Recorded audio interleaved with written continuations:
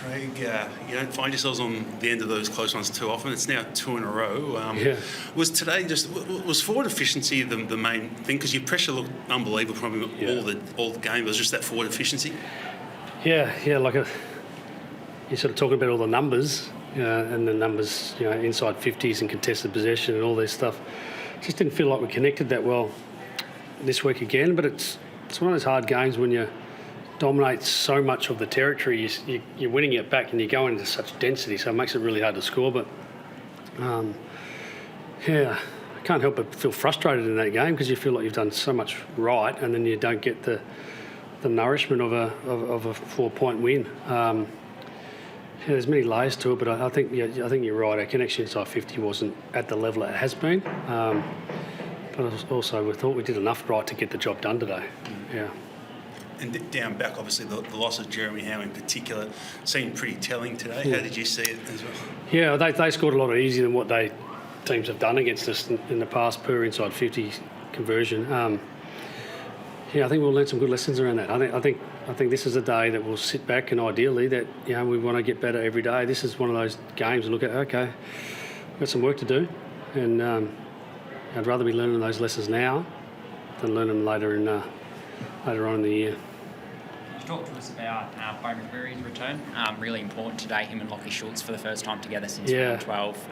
Talk about the forward pressure, they were a big part of it. Yeah, Bo's huge for us, isn't it? I was actually surprised that you guys didn't really mention how much, maybe we've missed him the time he was out. Maybe we were winning games and it was, to be honest, it might have been happening, but he's so important to us. He can go in centre bounce and he's just electrifying. He's powerful and 15 tackles is just unbelievable. He's for a forward. We're great to have Bo back and providing what he provides for us. Midfield forward split for him. What does that look like going forward? A bit of both. Like we love him in centre bounces and then we love him putting pressure on as a forward. So we're really conscious of his loads today. We try to keep him, in the 75% of the game. We might have been a bit more than that in the end, but he was so important to us when he was on the ground. Was the third quarter the killer? I mean, I know you got up by 22 early in the final quarter, but one goal from 20 inside 50s in the third quarter in particular, was that probably the killer one? Well, look, in hindsight, I did feel like we were dominating the game and we probably didn't get the scoreboard, again, I'm using that word nourishment, but the reward for effort. That definitely felt that way at three-quarter time. I go, oh, come on, we can get another one here. And then when they got an easy one at the back, you go, we're going at three-quarter time with a margin. But I had this real inner trust and belief that we're doing enough right in the game, all game. I know at quarter time you could argue that 6 points down, whatever, but you guys watch us play. The pressure was there. We had a lot of good stuff, and saying all that, this shows how, in our eyes, we thought Fremantle were really, really good when they needed to. When they needed to get the job done, they really came hard. They play a good brand of footy when they're up and going fast, isn't it? Like, maybe they should play a bit more of that at the times. It's a good version of them. Spoke Nick during the week and how you manage him going forward. He comes out and gets 43 possessions and a goal. How do you sort of see his... I had a conversation with him, Thursday or Friday about playing back, and he hadn't played back since his first year, really. I think it is since his first year. And I just had this conversation about how much of a different player he is now compared to when he was a first-year player, like his capability, his skill and all the things to it. I was excited for it. I think we went in the game with a bit of Josh and Nick split, and we ended up probably having a bit more Nick back than Josh back at times. But you put him around the ball late and he's, what's he have? His career best possession, is it? It was nice. It was a nice thing to have, knowing we could, throw those two magnets around a bit. Do you like the uncertainty that it gives to your look, being able to have so many different moving parts? I even saw Isaac play as the spare defender a fair bit, running up and support. Do you think that makes it harder to stop? We go into match committee all the time thinking we've got great flexibility. We're challenged today with back to the Howe out thing. There's they got Tracy, Jackson, Voss and Miss, and we've got Bruz, Charlie Dean in his fourth or fifth game and Darcy Moore. And you go, okay, that's going to challenge us. And it did.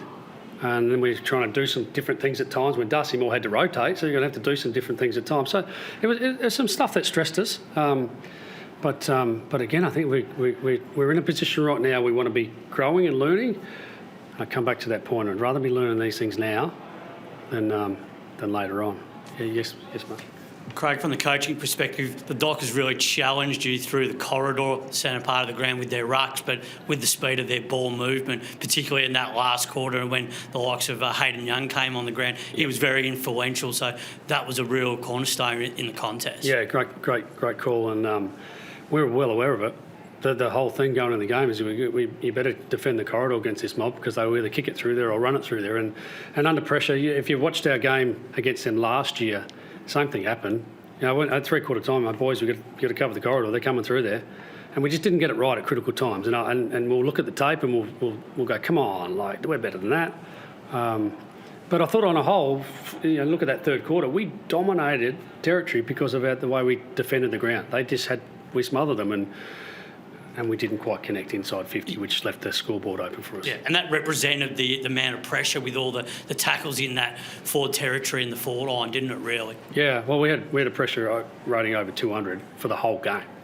Not sure if that's a good thing at the moment. We just didn't quite get the job done, but it's a representation of who we want to be. We want to be a great pressure team, and that part of our game, I think we did well. And the game of Darcy Cameron today, how did you assess his duel with both rucks? Oh, Darcy Cameron is at the peak of his powers because you got Jackson and Darcy, their version of it, a very good duo, and Darcy marks the ball. Now, I think that separates him. You can have your hit-outs to advantage. I'll take the marks, thanks. He's just really important. He just got sticky fingers, and if he doesn't mark it, they chop his arms and we get the ball back. You have a look at that third quarter, how many times he got in the way and kept winning the ball back for us. So, I thought he took the points on that battle. It's quite similar, possibly a good omen. It's quite similar to 2023, your premiership year.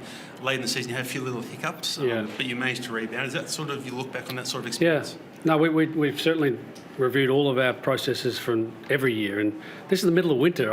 It's hard to change direction. You see it, the game's a bit different. The uncontested marks are down here today, and I don't know if that's across the board, but that certainly was the case here today. And it's a different game, which sort of heightens you for what's to come. I think we've got 14 injuries on our injury list too. The challenges of this time of year, and all those things add up. But you go out and today, plus 23 inside 50s, plus 20 contested possessions, and lose by a point. And he's got work to do.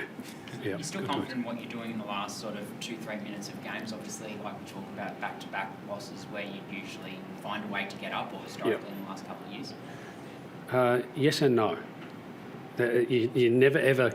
This is not something you've ever got handled because every game is opportunities, live and delayed moments. Managing those moments will be forever something we need to do. And if the scoreboard's an indication, we haven't managed it well enough. And I think we've lost 3 close games this year. One of the Cats, and then those 2. Have we lost our spark? Well, you'd hope not. But reality is, we'll keep getting better at it. I thought last week when we went into it, had to win the game phase, it looked pretty good for us. Come from a big margin down, and we hit the front. So I think that's still there, and the desperation and excitement for late in the game. And you have a look at some of those contests where the ball's spilling out. I thought we did a lot of the things right. I'd argue defensively we didn't do the same. So rather learn these lessons now. Expect anyone to come back next week? I'm not sure. I think we may be, a couple of them might be 50-50, but I think the reality this time of year we might have what we've got at the moment. And Tim Membry had a baby during the week, so we celebrate that. Congratulations to him and the family. That was really, really exciting for him, so we managed him through that. And then Tom Mitchell was carry over, and he'll be fresh for next week. So get a couple of experienced players back, that'll help us. Do you reassess the way you manage players in the last month or so of the season, given your stranglehold in the top of the ladder has been loosened with the back-to-back? No. I think we'll do what's best for our group for what that looks like when it needs to be in that situation. Hard to manage at the moment too many because we haven't got too many others available. But reality is we'll keep doing what we're doing, whether it's at training, like we did with Nick Daicos this week. Didn't train hardly at all. That worked. and then or others sort of like Sabo or whatever their bodies need for this time. It's a long year. They started with a tag on Nick, and I think Justin said they went away from it early. Was there any prep into that sort of being a possibility? Is that why he started off half-back, or...? No, we started with a bit of a mindset tag on Sarong, didn't quite get that right. So you've got to be adaptable within game. I'm not sure what their decision-making was. You'd probably ask that question, I'm not sure. But,